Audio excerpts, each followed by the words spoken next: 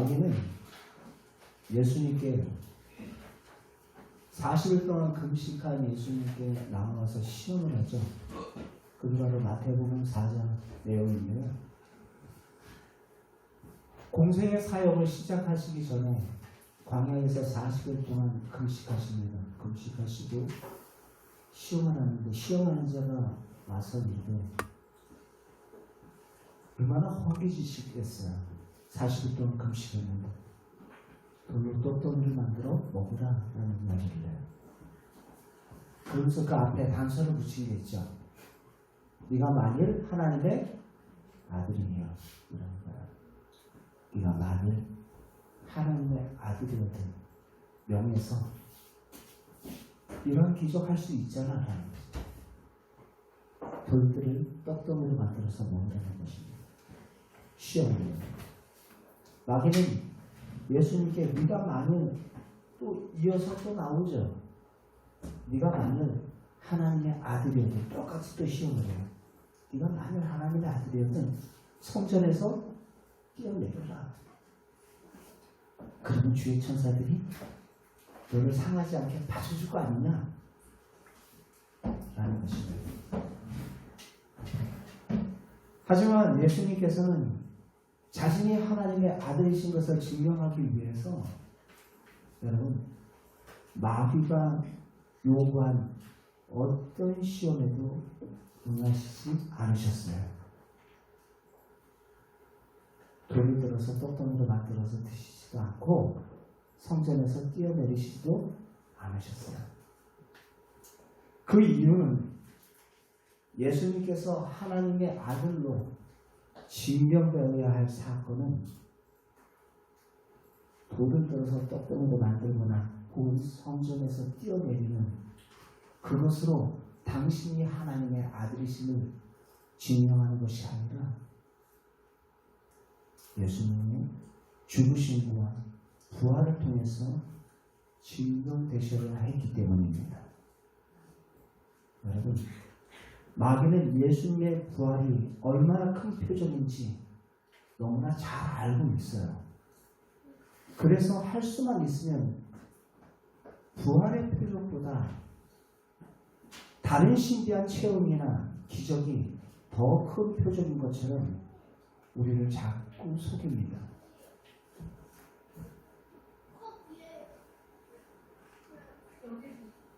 만일 예수님께서 마귀의 시험에 응하셨다면 예수님 사람들에게 아마 인기를 끄는 영웅이 되었을지는 모르지만 사람들에게 인기를 끄는 영웅이 되었을지는 모르지만 오직 부활만이 예수님을 하나님의 아들이시며 바로 그분이 하나님께로부터 보내신 유일한 바로 구원자이심을 증명하는 모든 사람이 믿을 만한 그 표적인 것을 그들에게 볼 수 없을 거예요. 사도행전 17장 31절 말씀을 읽어보겠습니다. 사도행전 17장 31절 같이 읽겠습니다. 시작. 이는 정하신 사람으로 하여금 천하를 공의로 심판을 하려 작정하시고 이에 그를 죽은 자 가운데서 다시 살리신 것으로 모든 사람에게 믿을 만한 증거를 주신 어떤 믿을 만한 증거요? 그분이 하나님의 아들이심을 믿을 만한 증거를 죽으시고 부활하심을 통해서 우리에게 믿을 만한 증거를 주신 줄 믿습니다. 여러분,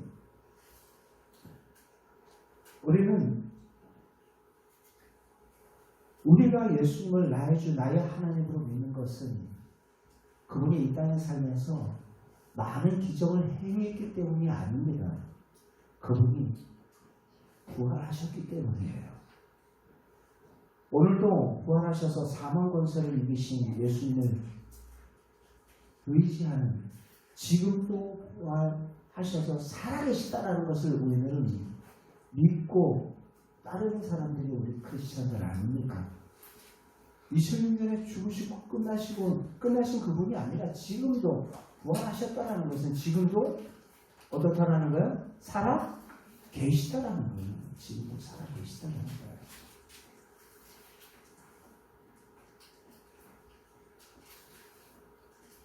오늘 예수님께서도 사람들이 막 쫓아가면서 뭐를 보여달라는 거예요? 표적을 보여달라는 거예요. 표적을 보여달라는 거예요. 우리가 신앙생활하면서 그런 식의 신앙생활을 하고 있지는 않습니다. 마태복음 12장 38절에 그때 같이 한번 외웁시다. 시작. 그때 서기관과 바리새인 중 몇 사람이 말하되 선생님이여 우리에게 표적 보여주시기를 원하나이다. 표적 보여달라는 거예요. 그때 예수님께서 뭐라고 말씀했어요? 시작. 예수께서 대답하여 이르시되 악하고 음란한 세대의 표적을 구하나 선지자 요나의 표적밖에 보일 표적이 없느니라. 왜 악하고 음란한 세대다라고 이야기를 했을까요? 마음이 강박해요. 영적으로 어둡다 보니까 오신 그분을 깨닫지도 못하는 거예요. 그러면서 예수님께서 그것을 바로 설명을 해주시죠. 악하고 음란한 세대에게 보여줄 표적은 하나밖에 없다라는 거예요. 하나밖에 없는 표적은 어떠한 표적이었어요? 선지자 요나의 표적밖에는 보일 표적이 없습니다. 요나가 물고기 뱃속에 3일 동안 있다가 다시 살아나서 니느웨 성에 12만 명의 사람들에게 복음을 전해서 그들을 살려냈던 그 사건들을 언급을 하시면서 요나가 3일 동안 물고기 뱃속에 있었던 것, 즉 그것을 죽음에다가 비유를 하면서 지금 이야기를 하고 있는 거예요. 그러면서 39절, 40절까지 읽어봅시다. 시작. 요나가 밤낮 사흘 동안에 큰 물고기 뱃속에 있었던 것 같이 인자도 또한 밤낮 사흘 동안에 땅 속에 있으리라. 무엇을 이야기하는 거예요? 죽음을 이야기하는 거예요. 죽고 부활할 것이다. 표적 보여달라고, 기적을 보여달라고 사람들이 지금 막 요구를 하고 있어요. 그때 악하고 음란한 세대에게 당신이 하늘로부터 왔다면, 당신이 진짜 하나님의 아들이라면 우리에게 표적 보여주기를 원하나이다 라고 이야기를 하는 거예요. 그때 예수님께서 너희에게 보여줄 표적은 요나의 표적밖에 없다. 바로 그 표적만이 내가 하나님께서 보내주신 메시아 그리스도이심을, 하나님의 아들이심을 너희가 알게 될 것이다 라는 것입니다. 여러분, 예수님은 성경의 예언대로 이 땅에 사람으로 오신 전능하신 성자 하나님이십니다. 하지만 사람들은 성경에서 말씀하시고 있는 대로 모두가 다 악한 자 안에 처해 있다고 했어요. 악한 자 안에. 요한일서 5장 19절 말씀, 요한일서 5장 19절 말씀 잠깐 볼까요?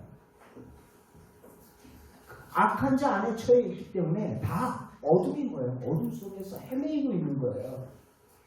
같이 함께 보겠습니다. 시작.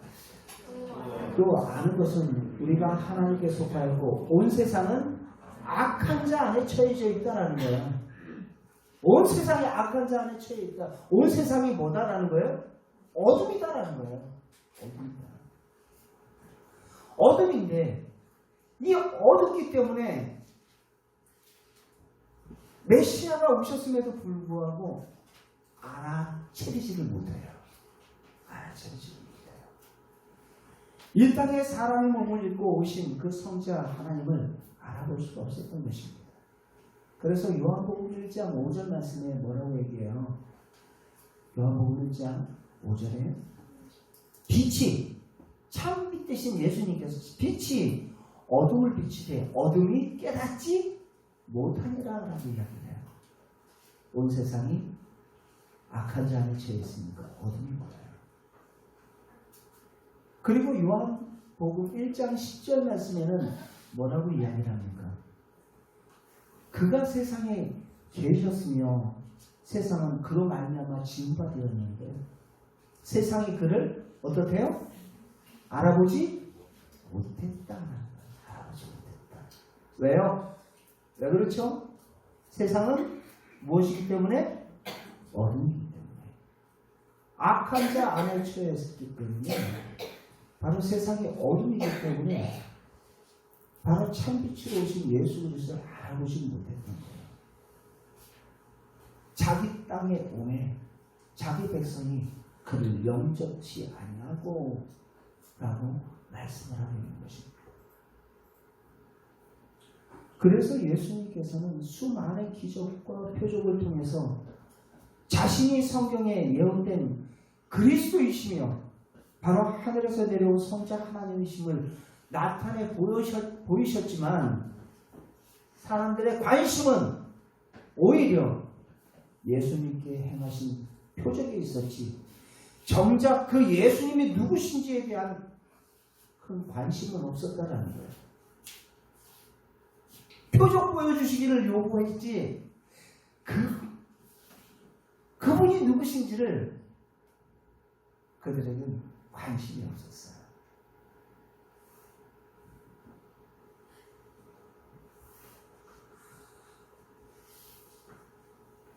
요한복음 6장 26절이었어요. 사람들의 관심은 다 떡에가 있어요. 떡에. 먹고 사는 거에 모든 관심이 초점이 맞춰져 있다는 거예요. 요한복음 6장 26절 시작.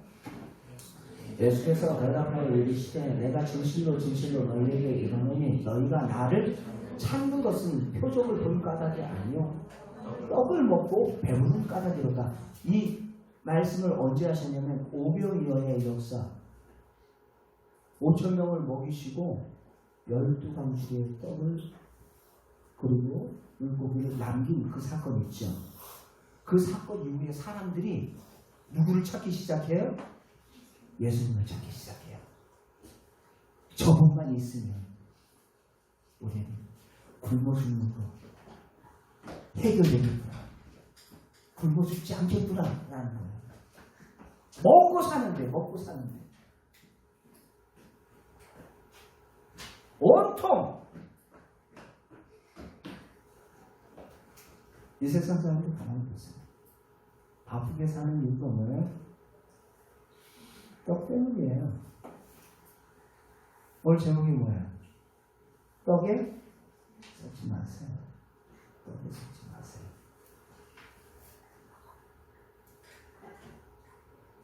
예수님을 처음에 시험할 때 뭐 가지고 시험했어요? 돌로 떡덩이 만들어 먹어라. 네가 만일 무엇이거든? 하나님의 아들이거든 이라는 거예요. 돌로 떡덩이를 만들어 먹어라. 예수님께서 할 수 있었을까요? 없었을까요? 할 수 있었어요. 아니 들녘에 5,000명을 보리떡 5개와 물고기 2마리로 먹이신 분인데 그거 못하시겠어요? 그러나 하나님의 아들로 증명되신 사건은 그것으로 증명할 수 없다는 것을 예수님은 아셨어요. 그들은 표적을 구하면서 예수님을 따라다니는 거예요.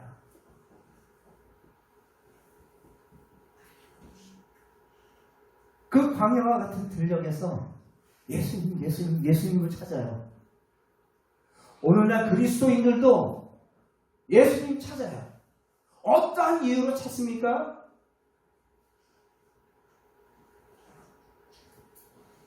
어떠한 이유로 찾고 있는 거라는 거예요.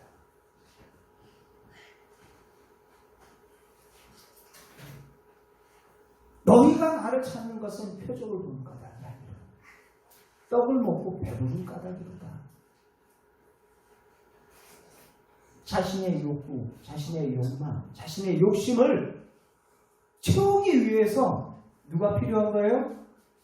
예수가 필요한 거예요. 우리 자녀 내 사업 성공하기 위해서 예수가 필요하고, 우리 자녀 합격하기 위해서 누가 필요하고? 예수가 필요하고, 우리 자녀들 좋은 배우자 만나기 위해서 누가 필요하고? 예수가 필요하고.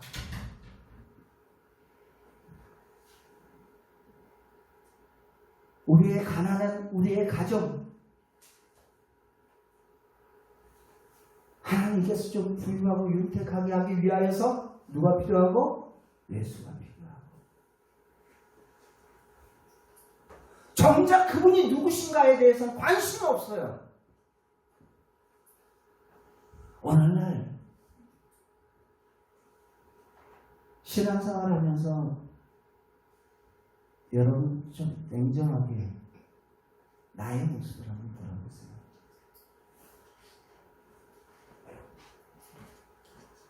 너희가 나를 찾는 이유는 떡을 먹고 배부른 까닭이라 예수님께서 말씀했어요. 너희의 욕구를 채워주기 위해서. 물론 이 땅에서 우리가 기도하고 하나님께서 그 기도에 응답하시고 역사하시는 그 역사는 있습니다. 있지만 그거는 부수적인 것이고 그것이 주가 아니라는 거예요.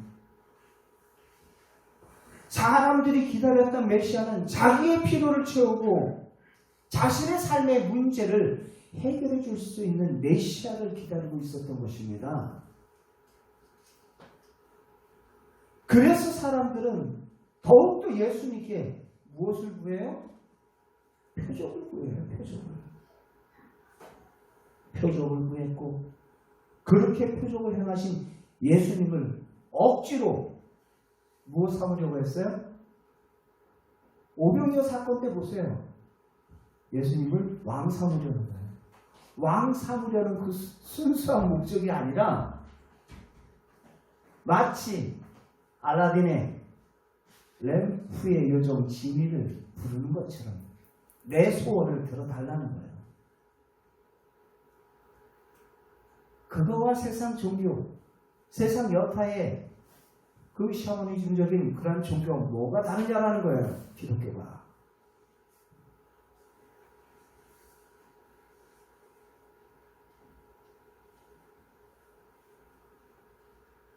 요한복음 6장 14절에서부터 15절 말씀 한번 잠깐 보십시다. 요한복음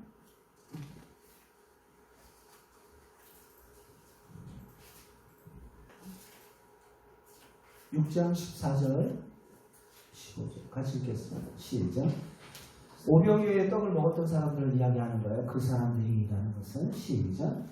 그 사람들이 예수께서 행하신 이 표적을 보고 말하되 이는 참으로 세상에 오신 선지자라 하더라. 그러면서 그러므로 예수께서 그를 가서 자기를 억지로 붙들어 임금을 삼으려 하는 줄 아시고 다시 선지자 산으로 떠나가십니다. 예수님의 모습. 그렇습니다.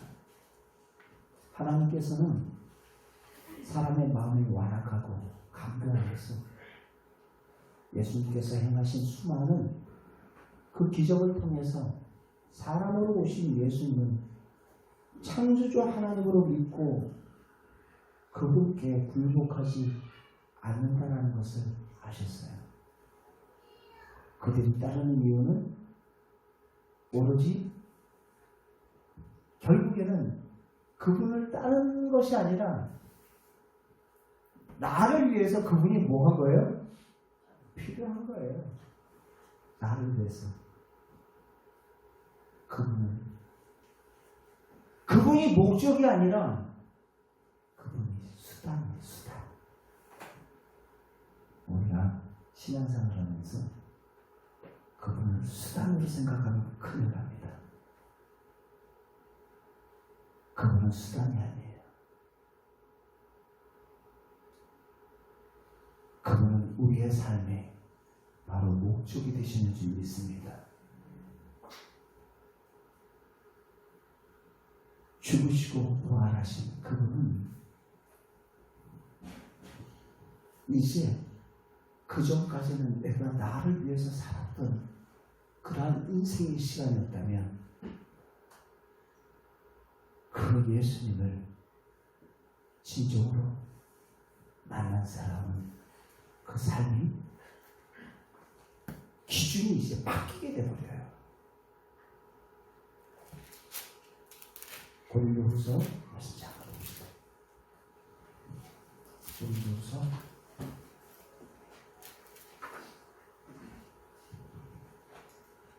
5장 15절.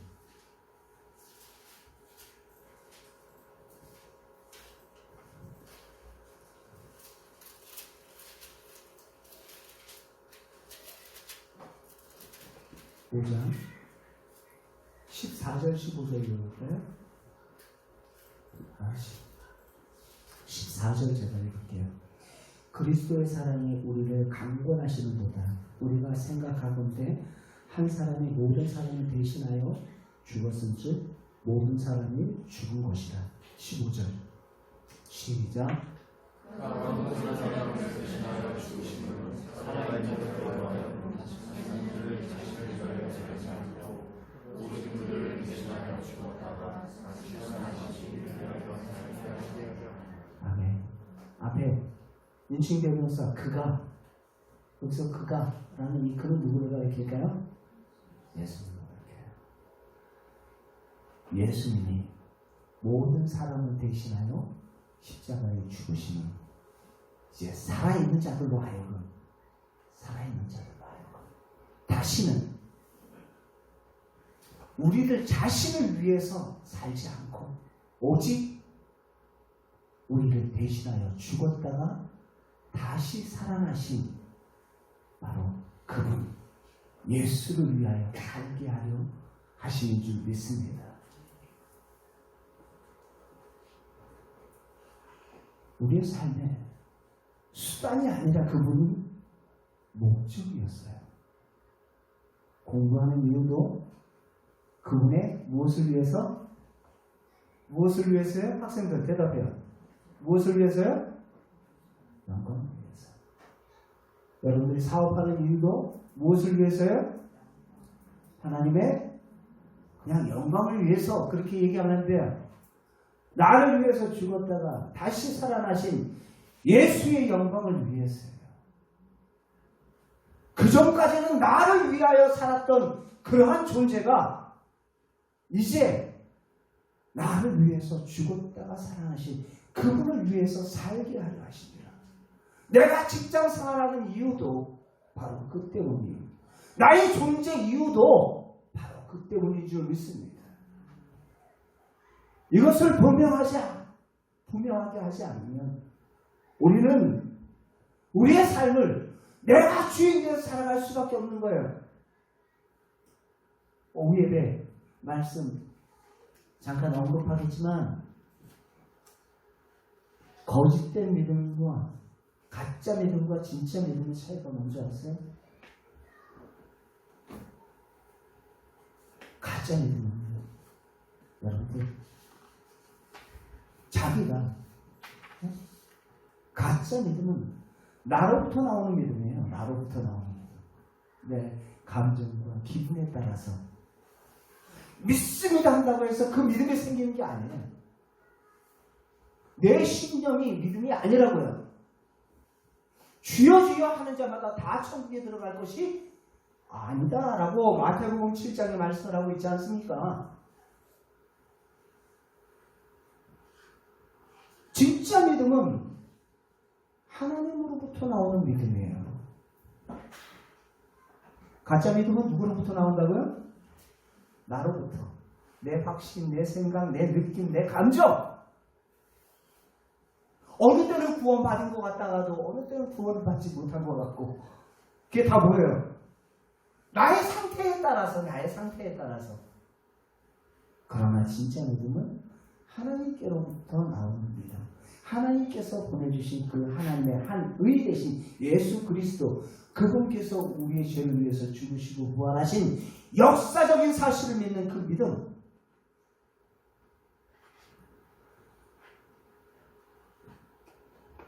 가짜를 붙잡고 진짜인 줄 알고 한참 지난 후에 가짜인 줄 알아서 얼마나 후회합니까?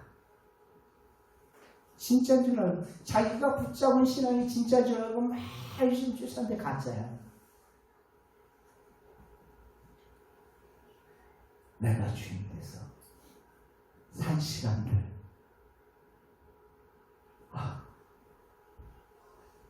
나 못해 신앙이었는데요. 나 어떻게 신앙생활 했는데.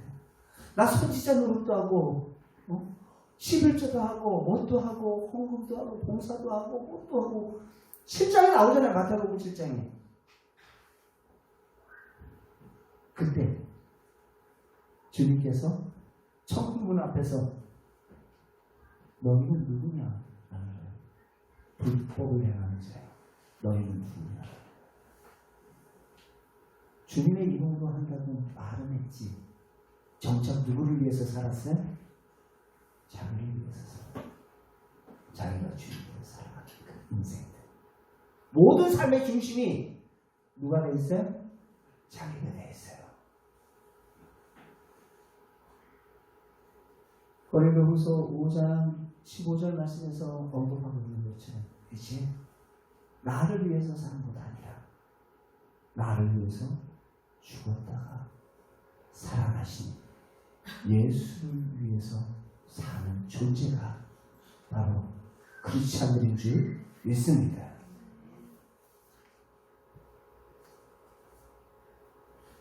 여러분, 예수님께서 많은 기적을 보여주셨지만 그 기적을 통해서 당신이 하나님의 아들 되심을 증명하지 않았어요. 그래서 뭐밖에 없다고 그랬어요? 요나의 표적 밖에는 너희에게 보여줄 표적이 없다고 그랬어요. 요나의 표적 밖에. 내가 하나님의 아들이심을, 하나님께서 보내신 자임을 보여줄 수 있는 그 표적은 요나의 표적밖에 없어 라는 거예요. 요나의 표적이 뭐라고 그랬어요? 죽으시고 부활하신 그 표적밖에 내가 하나님의 아들로 확정될 수 있는 그 사건은 그거밖에 없어라는 거예요. 로마서 1장 4절 말씀 같이 함께 보겠습니다. 로마서 1장 4절. 같이 함께 읽겠습니다. 시작. 성결의 영으로는 죽은 자들 가운데 부활하사 능력으로 하나님의 아들로 선포되셨으니 곧 우리 주 예수 그리스도시니 죽으시고 부활하사 능력으로 하나님의 아들로 선포되셨다라고 이야기했어요. 헬라어 원어에는 확정되셨다라는 거예요. 죽으시고 부활하신 그분이 하나님의 아들이시오라는 것을 확정해 주셨다는 거예요. 왜요? 지금까지 십자가에 죽은 사람은 예수만 있었어요? 아니요. 그것은 단지 십자가는 로마의 사형 제도에 불과한 거예요. 그러나 그 누구도 십자가에 죽었다가 살아나신 분은 누구밖에 없어요? 예수님밖에 없는 거예요. 그를 통해서 하나님의 아들로 확정되셨어요. 그분이 하나님의 아들이시여. 그것을 통해서 너희에게 무엇이 된다라는 거예요? 증거가 된다라는 거예요. 믿을 만한 증거가 된다라는 거예요. 이래도 못 믿을래라는 거예요. 이래도 못 믿을래. 이 분명한 증거를 주셨는데도 이래도 못 믿을래? 그게 바로 사도행전 17장 31절 말씀인 거예요. 17장 31절. 이래도 못 믿을래? 시작. 이는 정하신 사람으로 하여금 천하를 공의로 심판할 날을 작정하셨대요. 하나님께서. 한번 죽는 것은 사람에게 정하신 것이고 그 후에는 무엇이 있다고요? 심판이 있느니라. 히브리서 9장 27절에 말하고 있죠. 계속 읽겠습니다. 아까 그거 사도행전 7절 정하시고 이를 죽은 자 가운데서 다시 살아나신 것으로 모든 사람에게 믿을 만한 무엇을 주셨대요? 증거를 주셨다. 이래도 못 믿으래? 증거 줬잖아. 분명한 증거를 줬잖아. 하나님께서 사람을 이 땅에 오셔서 죽으신 것, 분명한 증거, 우리의 죄를 사해 주시기 위해서 독생자 예수 그리스도 보내주신 그 증거를 주셨음에도 불구하고 믿지 않는 것이 바로 죄인 것입니다. 요한복음 6장 9절. 요한복음 6장 9절. 뭐가 죄냐? 뭐가 죄냐? 9장 6절.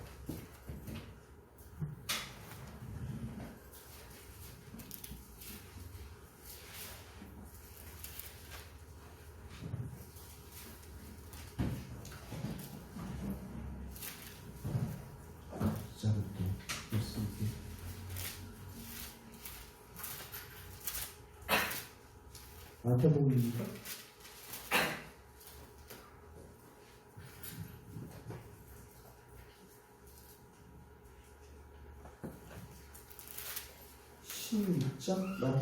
요한복음 16장 9절.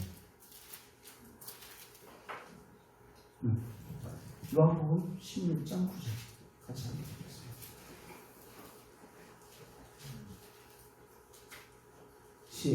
시작. 죄에 대하여라 하면 그들이 나를 믿지 아니하니요. 죄가 뭐라고요? 나를 믿지 않는 거예요. 하나님께서 보내주신 독생자 예수님을 믿지 않는 게 죄예요. 믿지 않는 게. 분명한 증거를 주셨는데 그분을 믿는다고 말만 주여 주여 하는 것이 아니라 그분을 내 마음에 주와 그리스도로 영접하는 것, 주인으로 영접하는 것, 공부를 해도 그분의 영광을 위해서, 사업을 해도 그분의 영광을 위해서 모든 삶의 주체가 누가 되어야 된다고요?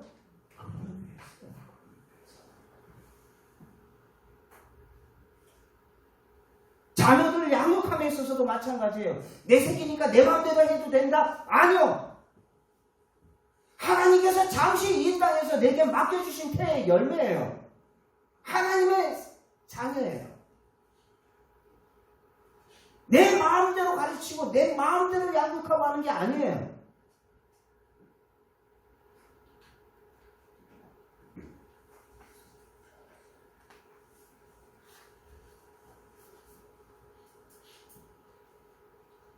하나님께서는 모든 세대 모든 사람들이 예수님을 주와 하나님으로 믿고 그분께 온전히 굴복할 수 있는 표정, 요나의 표정, 예수님의 부활은 역사 가운데 못 박아 놓으셨어요. 분명한 증거를 우리에게 주셨다라는 거예요. 그러므로 예수님의 부활은 2000년 전 역사 가운데 실존했던 예수님이라는 사람이 성경의 예언대로 이 땅에 오신 전능하신 성자 하나님이시고 온 세상에 창조주시며 만왕의 왕이시며 만주의 주로 있게 하시기 위하여서 하나님께서 독생자 예수 그리스도를 바로 십자가와 부활의 사건을 통해서 우리에게 분명한 증거를 주신 줄 믿습니다. 골로새서 1장 15절에서부터 18절 말씀 함께 보겠습니다. 골로새서 1장 15절에서 18절 같이 함께 읽겠습니다. 시작. 그는 보이지 않는 하나님의 형상이에요. 여기서 그는 누구를 가리킬까요? 예수님을 가리켜요. 인칭 변호사 그는이라는 것은 바로 예수님을 가리켜요. 예수님은 하면서 다시 한번 읽어봅시다. 시작. 예수님은 보이지 않는 하나님의 형상이요 모든 피조물보다 먼저 나신 이시니 계속요. 만물이 그에게서 창조되되 하늘과 땅에 보이는 것들과 보이지 않는 것들과 혹은 왕권이나 주권자들이나 통치자들이나 권세들이나 만물이 다 그로 말미암아 그를 위하여 창조되었고 또한 그가 만물보다 먼저 계시고 만물이 그 안에 함께 서느니라. 그는 모임, 교회의 머리가 누구십니까? 목사 아니에요. 장로 아니에요. 안수 집사님 아니에요. 교회의 머리는 누구십니까? 예수님이세요. 예수 믿습니다. 시작. 그는 모임 교회의 머리시라. 그가 근본이시요 죽은 자 가운데서 먼저 나심이시니 이는 친히 만물의 으뜸이 되려 하시니요. 아멘. 그러므로 누구든지 이 요나의 표적, 즉 부활의 증거를 통해서 지금 살아계신 예수님을 마음의 주와 하나님으로 영접하여서 영원한 생명을 얻을 수 있는 것입니다. 로마서 10장 9절 말씀 같이 함께 읽겠습니다. 시작. 네가 만일 네 입으로 예수를 주로 시인하며 또 하나님께서 죽은 자 가운데서 살리신 것을 네 마음으로 믿으면 무엇을 얻으리라? 구원을 얻으리라. 믿습니까?